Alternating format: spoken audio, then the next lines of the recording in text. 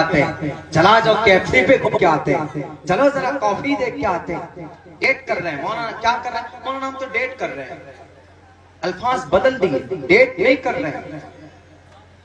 वो इतना गलत है डेटिंग करना, चैटिंग करना है उसके साथ में। मेरे समाज के बहु बेटियों, आपकी आवाज में अल्लाह ने लचक दी है, इसीलिए अल्लाह ने कुरान में कहा कि अगर इस तरह के फोन कॉल्स आपके पास पहुंचे, बहुत सारे नंबर से फोन कॉल आएंगे आपको, कह लो मैडम आपका नंबर है, मेरे मोबाइल में सेव था, फिर दूसरे दिन फिर किसी और बहाने से कॉल करते, मैडम आपको लग गया, कोई बात नहीं, चलिए अच्छा हम लोग दोस्त ही हैं, कोई बात नहीं, दोस्ती सच्ची दोस्ती।